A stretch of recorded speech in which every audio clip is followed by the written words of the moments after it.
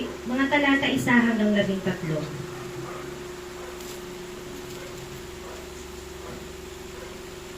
1. Mula sa matandang pinuno ng iglesia, para sa hinirang ng ginang at sa kanyang mga anak na tunay kong minamahal.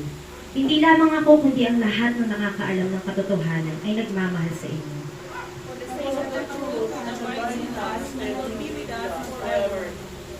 Sa pamamagitan ng katotohanan at pag-ibig, ipagkakaloob sa atin ng Diyos Ama at ni Jesucristo na anak niya ang pagpapala habag at kapayapaan.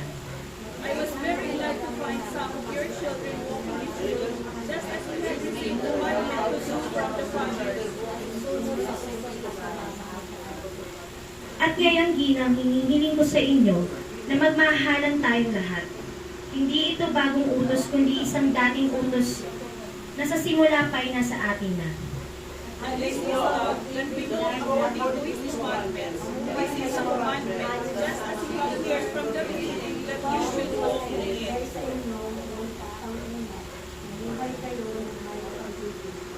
Sapagkat nagkalat sa sanlibutan ang mga mandaraya, ayaw nilang kilalanin na si Jesucristo ay dumating bilang tao.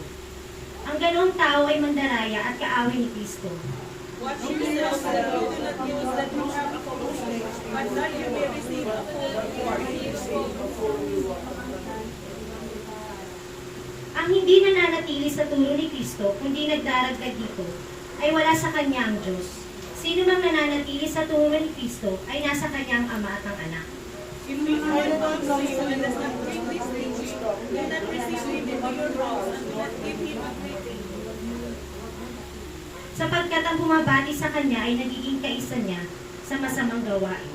Though I have many things to write to you, I do not want to do so with favoritism, but I hope he come to you in speedy ways, so that your joy may be made full. Sabay-sabay po tayo. Kinakamusta ka ng mga anak ng iyong kapatid na babae na hinirang. Salamat sa kanya, sir.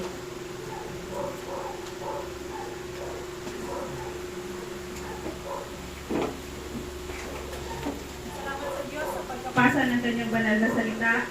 Ngayon naman ay nandito na tayo sa pakikinig ng mensahe ng ating Panginoon. So pinapakiusap ko rin ulit, ituon natin ang ating pagtainga sa pakikinig sa salita at i-open natin ating heart para maging pagpapala sa ating buhay ang mga salita na mapakinggan natin sa araw na ito. Ngayon naman tinatawagan ko si Pastor Christian Noe Di Guzman na siyang magdadala ng mensahe.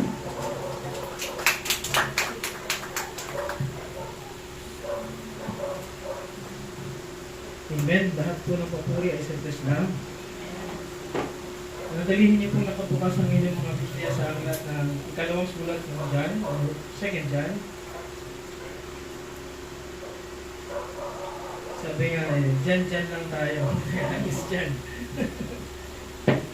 Maaaring meron po tayong tignan mga passages, pero babalik pa rin po tayo sa ating text.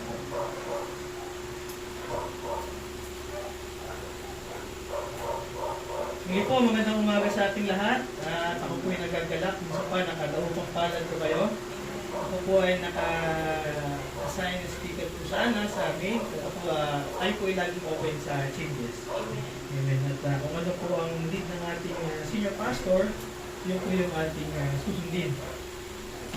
Amen po. Samahan niyo po ko sa maikling panalangin. Ama naming Diyos, banal at dakila, kami po ay nagpapasalamat sa iyong kabutihan, sa iyong kabanalan, sa iyong kadakilaan, Panginoon, sa umagang ito. Tumatawag ka ng mga lalaki at babae upang magpuri sa Espiritu at katotohanan. Maraming salamat, Panginoon, sa pribilehiyong ito na hindi natatamasan ng kahit na sino kundi ng iyong mga hinirang lamang. Tulad, Panginoon, ng mga nakasulat sa aming binasa to the elect, kami po ay nagpapasalamat dahil isa po kami sa mga nasukuhan mo at isa po kami sa mga elect at sa mga chosen person or people na inilagay mo, Panginoon, at sineperate mo sa mundo at inilagay mo sa iyong panambahan, sa iyong tahanan, sa iyong pamilya, Panginoon. Maraming salamat sa pribilehiyong ito. Sa iyo ang pinakamataas na puri, sa iyo pinakamataas itago mo ko sa iyong turan. Huwag ang kahinaan na makita kundi ang magpapapala ng pamilya sa iyo. Sa iyo ang lahat ng ito. Ikaw ang marunong at kami po ang makikinig at lahat po kami ay subject ng mga salita. Kami po ay iyong pagturuan, kami po makikinig at kami po ay susunod. Maraming salamat, Panginoon, sa iyo ang papuri at salamat at pagdaktila sa kanyang pangalan ni Jesus. Amen. Sa last part ng New Testament, ito po yung umpisa ng katapusan. Ano umpisa ng katapusan? Dito po yung part ng kasaan ay going to end po yung New Testament. 1 John, 2 John, Jude, tapos Revelation. At hindi malingit po sa atin, ang sumulat ng una, ikalawang Juan ay si John or the Apostle John. Dito po sa mga talata po natin binasa, mapapansin po natin, makikita po natin dyan, ang verse 1, sabi doon, to the elect. Okay, to the elder to the elect. So, dito po makikita po natin na in-identify ng author na sumulat kung sino mismo po siya. Kung sino po siya sa mismong sinusulatan, kung sino man po siya sa simbahan. Sa verse 1, dito po yung personal aspect of John, yung kanyang pagiging author, yung kanyang, pag sinabi mo kasing elder. So, ito po ay gasgas na sa panahon na ito. Pag sinabing elder, parang isang leader sa church, tama ba? Or advanced age. Pero po dito, kung titignan po rin yung maigi ang background nito sa mga theological books, theological commentary, which is yung mga sound biblical books, no? Ito po ay tumutukoy sa kanyang advanced age, number 1. Kasi sa first John pala, ang address niya ay little children, ang address niya sa lahat ng kanyang leader at hearer. At pangalawa, maaring posible at posibilidad na siya ay lampas na ng adulthood o nandun sa kanyang advanced age, yung sabi nga sa atin, senior citizen. Sa charity ang tawag senior achiever. So, ganda natin senior achiever, no? Ibig sabihin, more than 60 pataas tulad ni Apostle Paul. Tama ba? Kay Timoteo, ang kanyang term ay ako, anak sa pananampalataya, no? At dito, hindi na siya basta advancing age. Siya po siya sa may spiritual maturity doon sa lugar o doon sa sinusulatan sa reader na o doon sa pina-addressan ng sulat nito o sa mga kausap niya. Okay, ibig sabihin, spiritual maturity, he has the maturity in spirituality. At isa pa, mature in the Word of God. Pangalawa, pangatlo, na isa pang pwede nating makita rito, tumutukoy yung word na elder sa isang pastor. Agree? Amen. At siya yung bilang siya sa apostol at siyempre elder ng simbahan, siya po talaga ang nag-lead at pinaka may spiritual maturity sa lahat. Anyway, so much of that. Hayaan nyo pong bigyan natin ng pasinayaan po ang titulo ng ating title ngayon. Pag sinabing the commitment to the truth, na pag-aralan natin ng first Sunday, the second Sunday, siyempre may mga mas malalalim na theological truths na tinuro ng ating pastor. No, yung word na commitment to the truth, sa ngayon po, ang title po ng ating pagbabatayan ngayong Sunday na ito ay the primacy of truth. The primacy of truth. Kung sinabi prime or primacy, ano ba ang ibig sabihin? Diba niya? Parang pick and prime. Prime Minister. Pag na Prime Minister, talaga na niya. No, prime, ibig sabihin yung peak. Diba yung parang sa ano yun, diba sa manual na sakyan, ano yung una? Diba katunog? Primera. So parang pinakauna, pangunahin. So pinakauna at pinakamahalaga sa lahat. Dito po, bago mo uuksan ang ating pag-uusap, meron po ko napanood sa Facebook. Sa virtual reality na hindi naman talaga naging reality. Facebook is not a reality but rather a virtual reality. And kung pag-aaralan mo yung term na virtual reality, hindi talaga siya realidad. Diba? Kasi nga, nandun lang siya sa himpapawid. No? Ginagamit nyo lang yung phone nyo para ma-access nyo lahat ng doon. Pero sa totoo lang, hindi yun ang realidad. Yun ay lahat ay pasad. O sabihin natin fake reality. Bakit? Nabanggit yung nakaraan, di ba? Akala natin sa mga mighty ng mga naroon, kanya yung sakyan. Pero sa totoo naman, hindi naman pala kanya. Diba, sinelfie niya lang, nilagay niya mighty, tapos thank you Lord sa blessing. Pero pagka binasa mo yung caption sa dulo, hindi akin yung sasakyan. Hindi ko alam kung kanino yan. Naki-selfie lang. So, manatawa ka, di ba? Dahil akala mo yung, wow, brother, ganda sa sakyan mo. Praise God, di bago ang blessing. So, yun namang may-ari ng My Day, tuwa kasi na-affirm siya. Pero sa dulo, pag tinignan mo yung caption, bawi ka na lang sa susunod. Repost mo kung gusto mo. Di ba? So, nakakatawa, pero ang totoo, niloloko tayo. Kasi ang virtual reality, hindi mo ma-check kung yung truth, kung totoo ba o hindi. Now, may napanood ako sa Facebook, at ako ay nagmamatsyag or nagsusuri ng mga bagay na naroon. Meron po ko napanood na isang graduation, malapit ng March, tama ba? Sino mga graduate sa inyo mga estudyante? Kung ano, nag-graduate ba?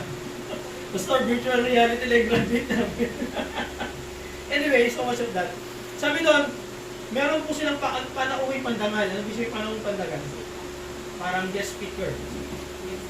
At so much of that, hindi naman pipitsugi yung guest speaker. Ang guest speaker ay si ang inventor of Macintosh, ang inventor ng Apple, ay isa sa mga leader o founder ng Pixar Animation. Nakilala niyo ba? Kasi nga pala may iPhone dyan.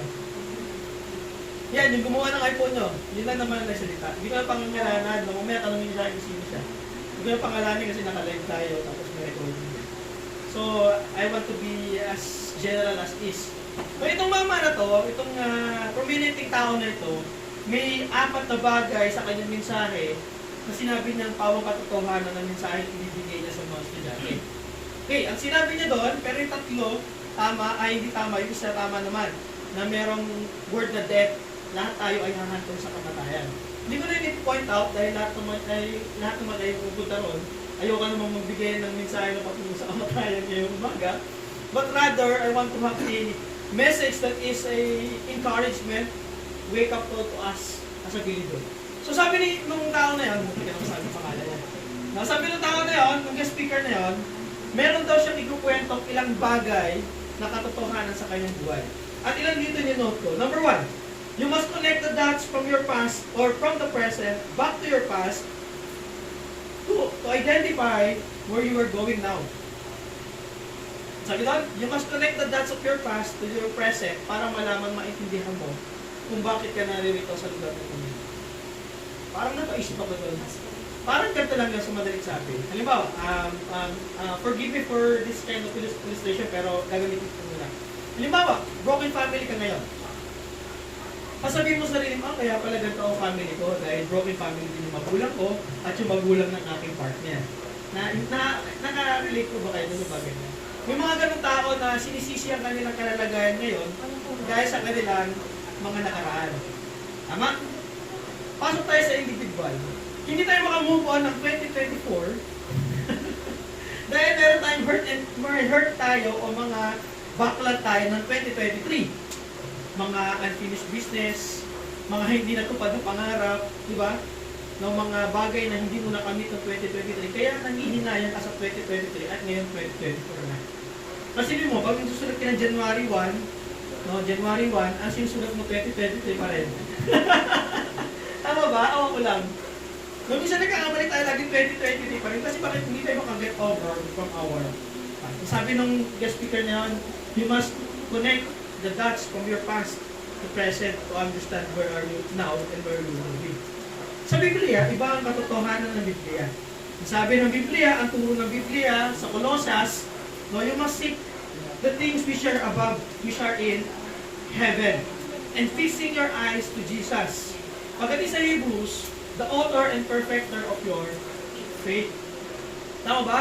At pag pinag-aralan mo sa salitang faith, what is faith? Faith is the substance of things we hope for. Tama ba? Things that we look forward to. Things which are above. Tama ba? Amen po ba? Salamat. So, kung titignan mo sinabi ni guest speaker, lagi mo masabi yung pangalan. No? Parang malabo, pero ito ang trick. Lahat ng mga estudyante, ng faculties, ng dean of college, ng principal, ang matawag yun doon, palakpak! Sobra! Bakit? Dahil buang realidad nga yung sinasabi ng mama. Buang totoo nga. Pero sa Biblia, sabi doon, di ba? Fix your eyes to things above, which are in heaven. Fix your eyes to Jesus, which is the author and perfecter of your faith. And yung faith is evidence of things that we hope for. Things that not yet seen. Tapos sa Biblia, sa Philippians, sabi na lang, hanapin nyo na lang kung saan ba na yun. Diba? Mas magandang yung hinahanap yan eh, parang nababasa mo ng so. Forgetting what lies behind and reaching toward the goal. So malabo yung sinabi ng mama, di ba? Na kailangan mong i-connect yung that from the past to this present to know your future. Di ba? It is lie. Kasi itong kasinungalingan na akala natin ay katotohanan dahil prominenteng tao, yun nagbabahagi ng mensahe. Tama ba? Ibig sabihin, mga pastor, isang linggo na sunog ang kilay at bunbunan, ayaw ko paniwalaan. Diba, lalo na kung nagtuturo ng katotohanan. Kasi bakit? Ang katotohanan kasi minsan masakit. Hindi nga minsan eh. Madalas masakit. John chapter 8. Diba? Pangalawang sinabi niya about love. Wow! Ito, trending ko. Love month next month. Love. Ano kaya yung perspektibo yung kanyang pag-ibig? Akala ko, ang kanyang perspektibo sa kanyang pag-ibig ay patungkol sa pag-ibig sa kanyang mga mahal sa buhay. Pero mali. Nasabi niya, love, or the thing which called love.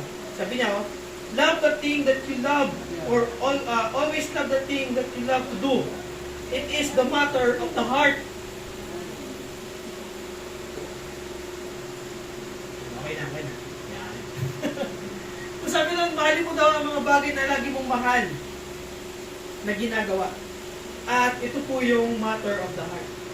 Last year, napag-aralan po natin what's wrong with everybody. What's wrong with us people is the issue of the heart. Bakit? Our heart is deceitful.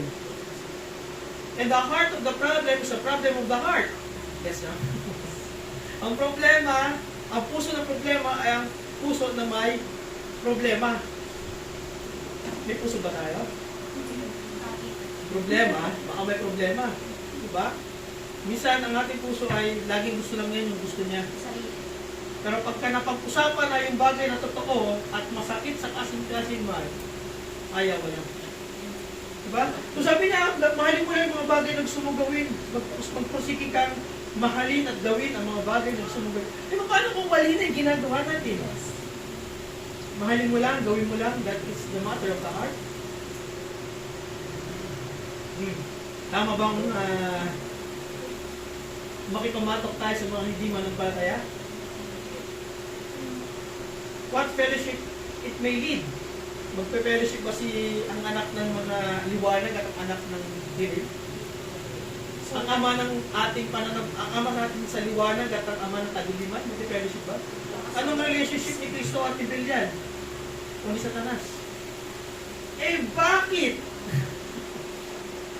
Mas gusto natin kasama ang mga dapat natin hindi samahan. Kasi nga, mahal na natin sila. Kung titignan mo sinabi ni Steve Jobs, uy, patay tayo na. No? Parang ang labo, na sadyang mahalin mo lang ang mga bagay, mga ginagawa mo mahal na mo. Ang tanong ko doon, paano kung mali na ang ginagawa mo? Sige lang. The Bible, or the biblical truths tell us in 1 John, that do not love the things of this world. Amen? 1 John. Nasa 2 John tayo. So mahaba ito, 1 John, 2 John, tapos may 3 John. In Matthew, sabi doon, sino lang ang mamahalin mo? Matthew 7, you should love the Lord with all your heart, with all your mind, with all your soul, and with all your strength. At yung pangalawa, you should love your neighbor as you love yourself. So, tsaka mo lang mamahalin yung ulit yung sarili mo. So, wala, napaniwala tayo ng greatest love of all is loving yourself. It's the greatest love of all. Diba? Hindi ito, unahin mo, sino mahalin mo una? Ang Diyos. Anong wag mo daw mahalin sa mundong ito? Ang lahat ng nasa mundong ito. Diba? May narinig pa nga tayong mga advice minsan eh. Matuto kang mahalin mo kasi ang sarili mo. Diba? Pero pag pinahal mo ng gusto ang sarili mo, lahat ay mine, me.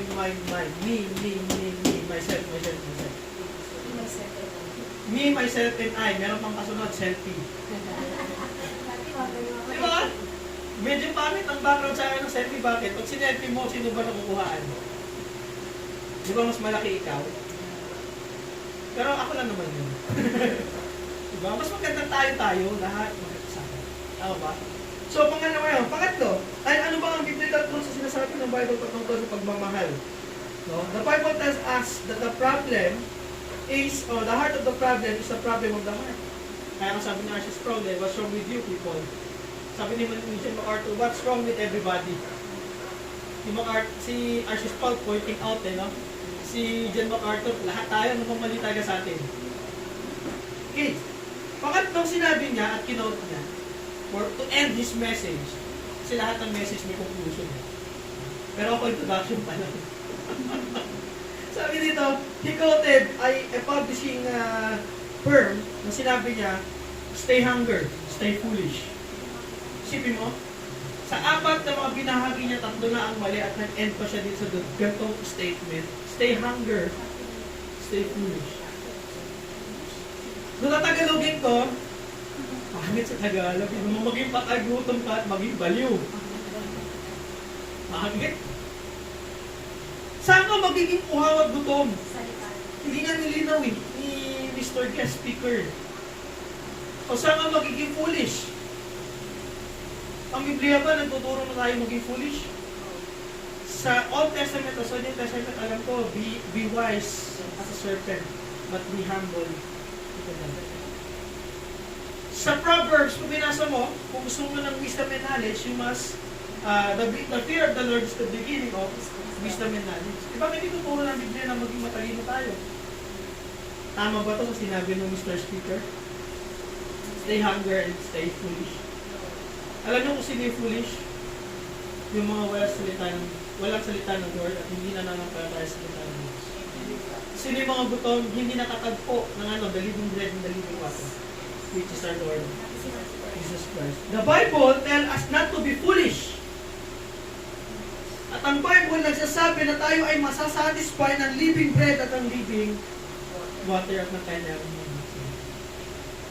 so much of my introduction of that, what is the truth to the commitment to the primacy of truth. Napag-aralan na natin yung ibang term ng what is the truth, sino ba ang source ng truth, sino ba ang nagsasabi ng truth. Babalikan ko lang po, ang sabi po sa mga talata patungkol ko sa katotohanan, patungkol ko sa truth. Okay? Sabi po dito, God is a God of truth. Deuteronomy chapter 32, verse 4. Psalms 31:15. God is the God of truth. Pangalawang binanggit dito, Christ is the truth. John chapter 14, verse 6. I am the way, the truth, and the life. No one's come to the Father except through me. Pangatlo, Christ was full of truth. John chapter 1 verse 14, full of grace, full of truth. And Christ spoke the truth. John chapter 8 verse 45, napag-aralan natin ng first Sunday. Tama ba? Next, the Holy Spirit, the Spirit of truth. John chapter 14 verse 17. And sabi rin po sa John chapter 16:13, the Holy Spirit guide us into all truth. At sabi ni Kristo nung ipinalangin niya ang mga disipulo at ang kanyang mga lingkod o ang kanyang mga alagad, ang sabi doon, sa 17:17 ng John, hindi ko masagot si baby. Diba? Ano sabi sa 17:17 ng John? Sanctify them by your truth. Your word is truth. Tama ba? Paki-flash niya. First, John chapter 17:17. Sanctify them by your word. Yun. Nalihan ko lang ng konti. 17:17, John. Hindi first John. Ayan. Hindi. Sabi na lang. Sige, ano tayo dalawa? Ayun. Sanctify them through thy truth and your word is Truth. Ngayon, ano ang truth? Sabi po ng ating isang theologian, John MacArthur, he always said in his preaching, teaching, and articles that the most important thing and the important reality is the divine truth.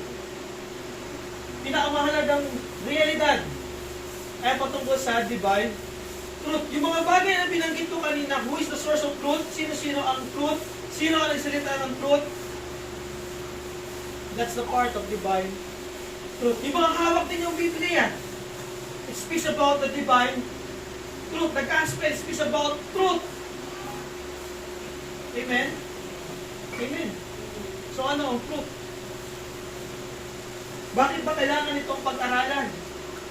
In Matthew chapter 10, 38 to 42, alam po ninyo ito. Martha at Maria.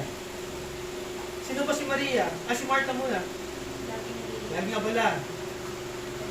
Dumating na ang Panginoon sa kanilang lugar, sa kanilang tahanan, ngunit mas pinili niya maging abala. Kasi bakit? Preparation. Pero sino si Maria? Mas pinili ni Maria umupo sa paanan ni Kristo at mag-aral ng katotohanan mula sa bibig ng ating Panginoong Kristo. Ano yung ibig sabihin nun? Ang sabi ni Jesus Christ kay Martha, Martha, tingnan mo si Maria, inuna niya ang mas bagay na mas mahalaga. Ano mo ang point out nun? The top priority is the truth. The Word of God is the truth. Ngayon, sa church, di ba mas boring yung word? Mas boring kalimitan pakinggan yung word kasi mahaba. Last time, hindi gumagalaw yung orasan kaya hindi ko alam kung overtime na ako. Hindi, buti nga yung gumagalaw. No? 10 o'clock yun na nakaganon lang eh. Hindi kila ba ako? Parang hindi ko alam kung overtime na ako. Hindi pa. No? Pero pumunta ako rito quarter to 10. So nakaka-15 minutes pa lang ito. Mamisan, inorasan natin yung preacher, inorasan natin yung pastor. Yung production pa, wala pa sa point. So, diba? Pero sa ibang bagay, kahit hindi na totoo, babad na babad pa rin tayo. Teleserye, novela, diba? News. Ano pa, yung mga vlog. Ano bang vlog na paborito ninyo? Naku po. Pangit yung pangalan ng kasama dun ha. Hiwalay na yata ah. Anyway, erase. Mga love team na introduce ba yan? Hiwa-hiwalay na. Diba may truth pa doon? Wala. O yung ad love dati, panatiko lahat tayo, no? Hindi pa ako pasulyata nun eh. Nakikinood din ako eh. Ano nangyari? Buti nga sa atin, naloko tayo, no? Aldab, ibang mga admin, ibang mga nanloko sa inyo. Diba? Yung kumati kong padre mo, nasabi, babalitin hindi lang sa'yo, pero 2020 pinabalik. Nung nangyayari truth, pero nung sinisingil, anyway, bata pa tayo po talaga. Just for the humor. Diba? So lahat na nakikita lang sa paligid is not truth. It's a lie. So, we will have the boundary ngayon. Saan ka?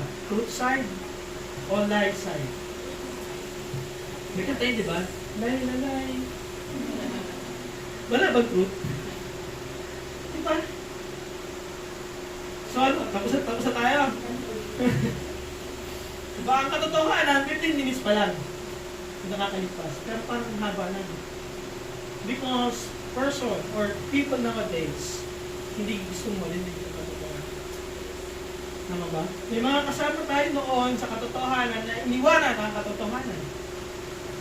May mga kasama, mga disipulo noon, ang mga manampalataya noon na iniwanan din ang katotohanan. Sa inyo makita, binasa natin kayo na, di ba? Bandang dulong part yung second John. Now, isa rin ba tayo sa iiwan sa katotohanan? Paano maiiwasang maiwanan ang katotohanan? So, dapat maintindihan natin itong divine truth na to. Dapat maisabuhin natin itong primacy of the truth na ito. No? Dahil ano ba ang kahulugan ng katotohanan sa ating buhay? Kung sinasabi natin God is the source of truth, Christ is the truth, Holy Spirit is called the Spirit of truth, God's Word is truth, the Bible or the Scripture is truth, eh ano ngayon? Sa buhay Kristiyano. Sa atin, we say by the truth, naligtas tayo gawa ng katotohanan, tayo ay nasanctify gawa din ng katotohanan, Tayo po mga minamahal ay minahal dahil po sa katotohanan. Kaya nga tawag sa atin mga minamahal. Diba? Tayo ay hinusgahan or huhusgahan sa tamang panahon sa pamamagitan ng katotohanan. And we were set free because of this truth. Ngayon, takot ka ba humarap kay Kristo? Ilan ba sa atin ang nasa senior citizen o senior achiever na nila? Takot ba tayo humarap sa Diyos? Baka ang katotohanan ay wala sa atin. Pero kung katotohanan ang nasa ating buhay, hindi tayo matatakot humarap sa Kanya. Anytime, anywhere. Sabi nga, Lord, ready na ako. Pero nung nagkakasakit na, Lord, wag muna. Nung naratay na sa karamdaman, Lord, pagalingin mo muna ako, maglilingkod pa ako sa iyo. Diba? Ngayon, sa aming mga bata, mga kabataan, pag-isipan niyo maigi. Mahayaan ba natin mumungtong tayo sa dulo ng ating buhay at sinalaulan natin ang katotohanan at pagdating sa dulo, matulad tayo ni Solomon na natakot umakyat sa Diyos. Bakit ang katotohanan, marami kabulastugan ginawa si Solomon sa kanya. Dahil huling panahon niya. Ngayon, narinig natin ang katotohanan. Ngayon, napapag-aralan natin katotohanan. Hawak niyo ang katotohanan. Anong gagawin niyo sa katotohanan niyan? Tulad ba tayo ng mga Pariseo, mga Saduceo, mga Escriba, mga Jewish leaders, religious leaders, naiiwanan ng katotohanan, nasasaulain ng katotohanan, na ipagbabaliwala ang tungkol sa katotohanan. Mag-isip-isip sa dalawa ko. Gano'n ba kahalaga ang katotohanan sa iyo? So much of that, sa ating mga title na binasa o mga verse na binasa natin, okay, pangako po, hanggang verse 4, kaya ko pong tapusin. O kung magkakaroon tayo ng another part, mapapagpatuloy ko natin ito. Verse 1, the elder to the elect lady of her children, whom I love in truth, and not only I, but also all those who have known the truth. Unang truth na makikita mo sa word na yan, nandiyan. Address from the elder to the elect lady and to her children, na kanyang minamahal dahil sa katotohanan. At hindi na siya nagmamahal sa lady na ito at sa kanyang mga anak, kundi pati ang mga brethren, because of knowing the truth. So anong implikasyon sa atin ito? Kung tayo, sinasabi natin that we are committed to the truth, and we know the source of truth, we know the truth, at alam natin na ang primacy of truth, anong gagawin natin dito? Ha? Mga kapatid, we must live or mumuhay. Saan? In truth. Sa katotohanan. Na ang talatang ito nagtuturo ng patungkol sa katotohanan na ano? Na ang nagtatali sa ating mga manampalataya bilang iisa o buklod ng panagkaisa. No? Binuklod ng pagkakaisa sa pamamagitan ng katotohanan. Ano ibig sabihin nito? The truth unifies the believer. Kaya tayo nananatili ngayon, nakikinig tayo sa mga mensahe, mula pa nung una tayo nakapakinig, nung una tayong nakasumpong ang biyaya ng Lord o ng katotohanan ng Lord, ng katotohanan patungkol sa kanyang pag-ibig, sa kanyang pagliligtas. Nananatili pa rin kayong nakikinig sa salita ng Diyos. Bakit? Because the truth unifies the believer. Now, if we are not unified in the body of Christ, we are not in truth. Kapag tayo ay lalayo sa katotohanan, lili sa katotohanan, tatalikuran ng katotohanan, tayo po ay namumuhay sa kasinungalingan. Sabi niya, no? Lady, her children, whom I love. Mamahalin ba tayo ng Diyos kung tayo ay wala sa katotohanan? Hindi. Marapat na tayo talagang parusahan.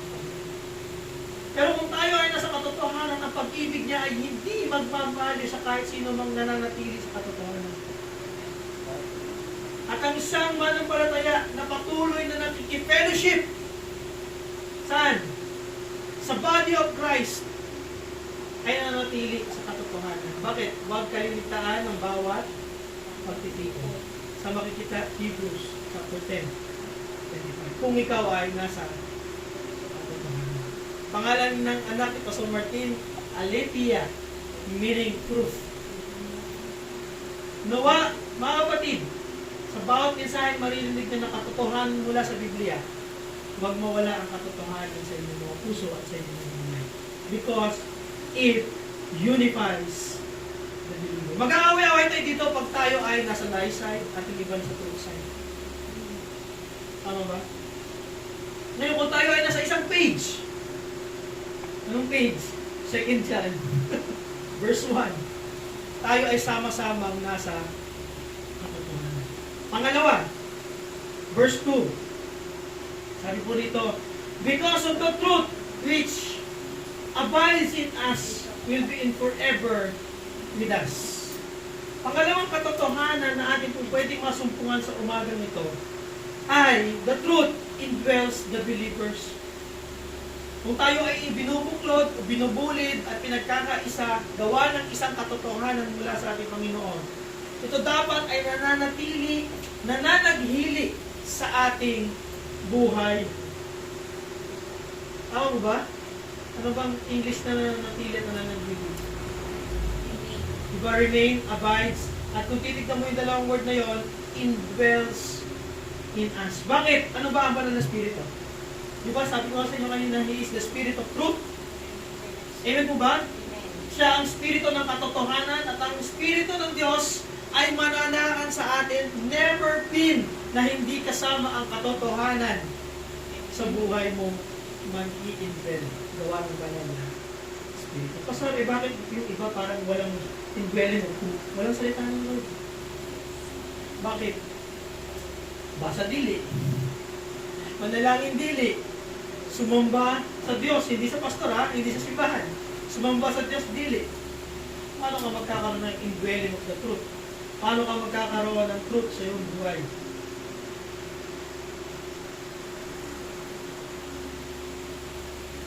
Meron po ko nakita sa Facebook ulit, sabi, ng isang binata sa kanyang inaaying-aying. Ano mo word na inaaying-aying? Pinapanalangin para maging partner in life. Pinaganda ko pa yun. Nililigawan. Naligawan. No, nabasa ko na ang Biblia mula Old Testament hanggang New Testament. Sabi nung babae, wow! Okay yan. Good yan. Good. Give me 4 books of the 66 books. Sabi nung lalaki, John? Nagtanong pa no? John? Sabi nung babae, bakit mo binaba yung standard ko? Diba? Eh tama nung lalaki kasi bakit? John, 1 John, 2 John, 3 John. Bakit yan, diba? Ang katotohanan kasi, hindi naman tayo nagbasa ng Bible. Nagbuklat lang, di John. Okay, kaya nung tinanong, yun, John. Diyan pa ba kayo? Nakakatuwa, pero ang totoo, masakit. Ako nasaktan ako nito eh. Bakit? Truth unifies the believer. Bakit ngayon ang mga simbahan, kalat-kalat, hiwa-hiwalay, watak-watak, away-away? Sila ang katotohanan mo. Yung katotohanan hindi nanatiling nagbubuklod sa kanila. Bakit pinairal ang mga kasinungalingan, pinairal ang kanilang self-ego, pinairal ang kanilang sariling intensyon ng kanilang mga motibo. Pero kung tayo ay iisa sa Panginoon, gawa ng katotohanan, hindi tayo magawa-gawa. At kung nasa atin ang katotohanan, ito ay mananatiling na sa ating mga kapatid. Nananatili ba ang katotohanan? Sabi ni Kristo, diba, if you love me, you will abide in me. Pagdating sa John chapter 15, if my words abide in you, ano ba yung words niya? Truth. Diba? Ask whatever you ask, it will be given. Kaya ba tayo hindi masagot-sagot sa panalangin? Dahil ang kanyang mga salita ay wala sa atin. O sige lang ang basa natin, sige lang quote natin, pero hindi naman natin pinamumuhay yung katotohanan sa buhay. Pwede tayo magkunwari sa loob ng simbahan na tayo mananampalataya. So sa harapan ng Panginoon, kitang-kita niya tayo na inside out. Parang x-ray machine. Kitang-kita ang mga kabuktutan sa loob. Pero kung katotohanan naman sa loob, praise God. Glory to Him. Papuri lahat sa Diyos. Verse 3. Sabi po sa verse 3, grace, mercy, and peace will be with you from God the Father and from the Lord Jesus Christ, the Son of the Father, in truth and love. Pang-apat na katotohanan. Okay. Po, tignan po natin maigi. In verse 3, the truth blesses the believers.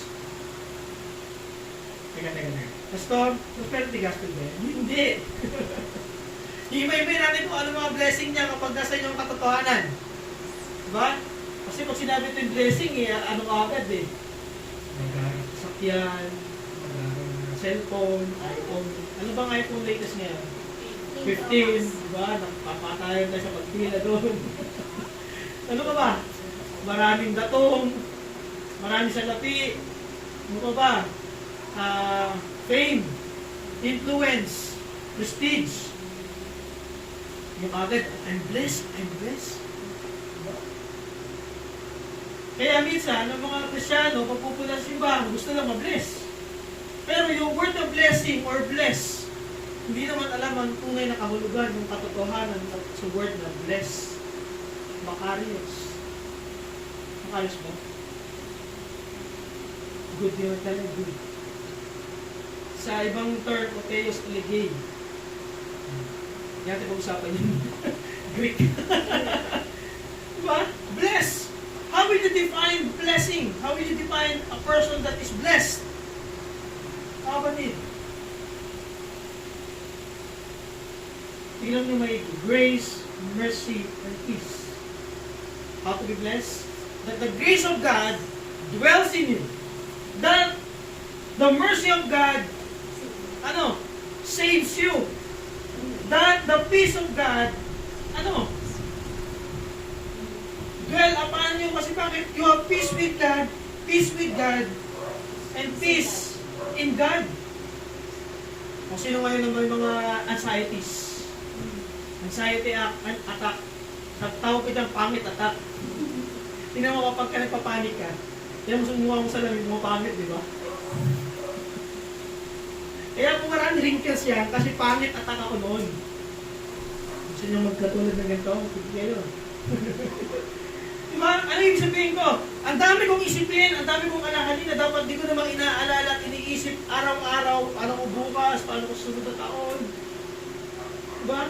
23 na ako, noong time na 17 years old na ako, wala pa akong paano na ako? Loveless pa rin ako, bukapasko na, paano na ako? Natapos yung Pasko, magde-January, magde-Valentine's Day, wala pa akong kasama. Ba't? Doon na nakupunta natin sa IT, mga yun, o mga nanay tatay. Saan nakukuha nito, at nito pa, pambayad dito, pambayad doon. Andiyan si Judith sa ilaw, si Judith sa tubig, si Judith sa mortgage, Judith sa pag-ibig housing loan, Judith sa telepono, Judith sa wifi. Nandiyan pa si Sowa, si Mr. Sowa, kailan si Sowa? Mr. Sowa. Statement of account. Nandiyan pa si Monthly Juice. Diba?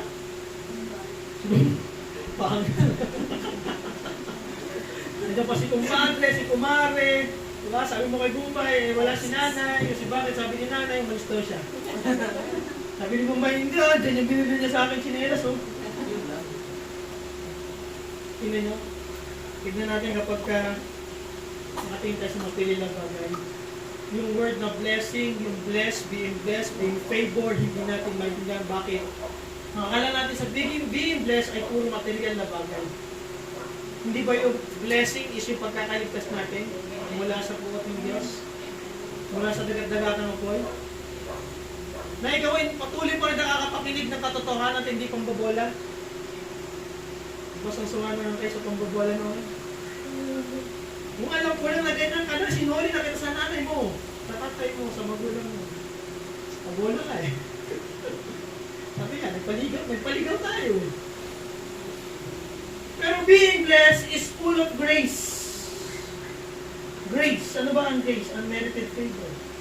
Isang bagay na hindi mo binili or pinaghirapan, pero pinagkaloob. So, ano yun? That you are chosen by God to be one of His elect. Bakit? It chooses you before the foundation of Ephesians, book of Ephesians, chapter 1. Hindi ba yung blessing? Na dating ikaw ay para sa impyerno at ngayon ikaw ay para sa langit. Dahil naging buhay sa iyo ang John 3:16. For God so loved the world that He gave His one begotten Son, that whoever, isa ka sa whoever believes in Him, that you will not be perished but have eternal life. Hindi ba blessing yun, mga kapatid? Na meron tayong panambahan na bato na pagdarang puso ng kanyang mga pagtitipon, na tayo ay nasusukluban ng bubong para hindi tayo mainitan.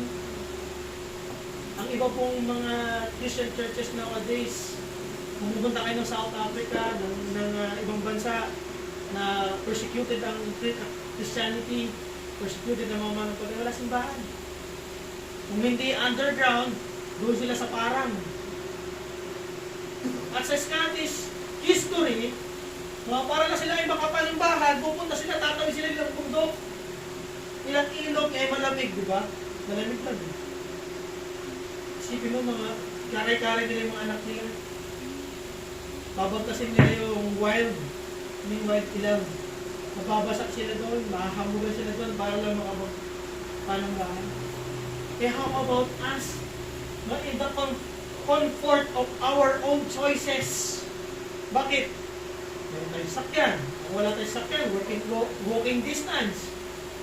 Diba? O may gandong panambahan. Meron mga instrumento. May mga Biblia. Ang ibang mga manapatay, wala ang Biblia hawak. Kung COVID-19, 2019, 2020, nakapagbahay panambahan na kayo? 3 months po, nasarado ang mga simbahan noon. Ang church, 3 buwan, pero hindi na nakatiis, sabi ng bukasan niya yung kay bawal. Bakit? Mahalaga ang bahay pa ang pagpapanambahan. Church is essential. Worship service is essential. Reading of the word is essential. Knowing the truth, proclaiming the truth is essential.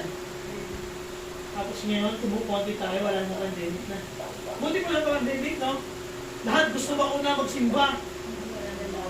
Binyo mo na po sinon. 3 batches kami noon, pero lahat gusto mo puna sa first batch. Ngayon, isang batch na lang, may naguna pa ba? Oh, come on people, what's wrong with us? Kailangan ba magkaroon ng pandemic ulit para tayo magkumahog para sa iba?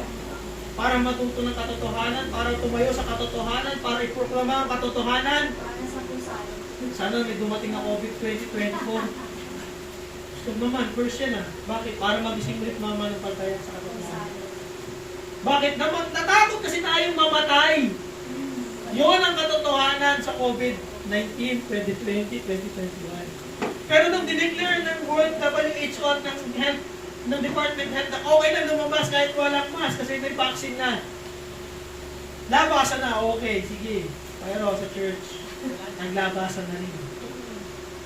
Alin, ang mga wala sa katotohanan. Kaya mga kapatid, mapalad kayo dahil nananatili sa inyo ang katotohanan. You are experiencing the grace of God, you're experiencing His mercy, and you're experiencing the peace from God which is came from the truth, the word of truth, the very word of God, which is the truth. Verse 4, at baka dito na po tayo muna mag-end for the meantime. Sabi dyan, verse 4, rejoice greatly that I found some of your children. Take note. Some. Ang buhay ba ni Kristo ay para sa lahat nung namatay sa krus, nabayubay sa krus? Diba sabi doon, as a ransom for all? or for many? For many. Para lang sa mga para sa kanya. Tingnan niyo ito, nakakatuwa itong tignan at pagmasdan. Bakit? I rejoice greatly that I have found some of your children walking in truth. Ano ba kayo? Napapais ba kayo? Ba't ang konti natin? Sabi niya, no? Some of your children walking in truth as were received commandments from the Father. Isa ba kayo sa mga kaunti na natitira? Maggalak kayo. Bakit? Nananatili pa kayo sa katotohanan. Pero kung mawawala kayo sa kakaunti, nananampalataya sa katotohanan, mga yabot kayo. Magsisi tayo, matakot tayo sa Diyos. Bakit? Ang katotohanan, meron impyerno. Nalasap mo na ang langit, pero pinagpalit mo sa mundo. Hintay-hintay ka lang. Darating ang katotohanan. Darating ang katotohanan hatol sa bawat isa. Now, if we are committed to the truth, and the primacy is truth, we must live our life living in truth. The truth must unifies the believer. Dapat tayo inaalin nito, ibinubuklod. Verse 1, at ang katotohanan dapat nananatili at nag-abide, indwell sa atin, mga kapatid. At ang katotohanan dapat blesses the believer, at ang blessing, hindi material na bagay. Ito yung kitang-kita, yung favor, yung mercy, at yung peace na pinagkaloob sa iyo ng Panginoon. Uli-uli, verse 4, di ba, if you are walking in truth, dapat ang katotohanan ang nagko-control sa bawat mga. The truth controls the believer. Out of control ka ba ngayon? Hindi ka masupil? Hindi ka marendahan ng magulang mo? Baka ang katotohanan na wala sa'yo. Bakit? Sabi sa Biblia, di ba? You must honor your father and mother as you honor the Lord. Old Testament, Ten Commandments, at sa New Testament, inulit sa Corinth, Ephesians. Tama? O husband, love your own wives. Mahal mo nga ba ang iyong asawang babae? Bakit tumitingin ko pa sa iba? Hindi maaray doon. Kasi bakit ang katotohanan wala sa'yo? Wives, do you submit to your own husband? Ay, pastor, wala naman sa teksyon, ba't nandiyan yun? Ba't sinasabi mo yan? Kasi walking in truth. Papasakot ba tayo sa kanya-kanya nating asawang lalaki? O si asawang lalaki ang vice president ng kanyang tahanan? Dahil bakit? Nagpapasakot sa asawang presidente ng babae. Lalong-lalo na kung tayo mga ama ng tahanan ay sa katotohanan, dapat tayo mag-lead sa ating household, sa ating pamilya. Sino gusto mo mag-lead dyan? Mga tao? Samantalang nasa sayo ang katotohanan? Sino ba ang head ng family? Si Eva ba o si Adan? Diba? Ngayon, kung tayo mga tatay, akin na po ko eh. Diba? Namumuhay nang wala sa katotohanan, sagutin po natin yan sa Panginoon sa Kristo. At kung tayo ng mga asawang babae, at Kristiyano ang ating asawang lalaki, hindi naman tayo nagpapasakot, tandaan nyo, rebellious yan sa harapan. Mga anak, kung hindi tayo nag-obey sa ating mga magulang, you disobey directly God. The truth is not in you. Pero hindi mo sinabi ko, masamang bagay na tinutusin ng magulang mo, gagawin mo. Alam mo ang tama at mali, ang moral sa immoral, ang biblical sa hindi. You must stand which is in truth. Okay, conclude natin ito. How we walk nowadays as a Christian. Are you walking in truth? Or are you walking in the lies of the enemy? Tayo po lahat ay manalangin. Ama naming Diyos na makapangyarihan sa lahat. Bagamat Panginoon, hindi po namin natapos ang book of 2 John. But then, Lord, maraming salamat Panginoon sa mga truth na nahayag sa aming kalagitnaan. Dalangin ko Panginoon sa 4 na pamunahing mensahe o 4 na pointers at paalala at pagtutuwid po sa amin sa umaga nito. Ito po'y gamitin mo sa aming buhay Kristyano sa paglakad sa katotohanan at pagsamba ng naayon sa Espiritu at katotohanan sa aming Diyos ng buhay. Panginoon, anuman po, Panginoon, ang hindi nararapat sa aming buhay ngayon bilang Kristyano, nalihis sa katotohanan. Baguhin mo, alisin mo, at bigyan mo kami ng kalakasan o pagtagumpayan ang lahat ng kasinungalingan, ng kaaway at ng mundong ito. Ibukas mo po ang aming mga pusong isipan sa pamamagitan ng iyong mga salita, sa pamamagitan ng katotohanan na nakalathala sa banal na kasulatan. Hindi po namin kaya ito apart from you, Panginoon. Kaya kailangan po namin sumunod at mag-abide sa iyong word of truth. So umagang ito, Panginoon, napapurihan ka naman namin, nadakila ka namin, at itaas ang iyong pangalan sa aming kalagitnaan. Sa iyo ang papuri, sa iyo ang pinamata sa pagdakila sa tanging pangalan ng Jesus. Ang lahat ng binago ng Diyos ay magsabi na. Amen.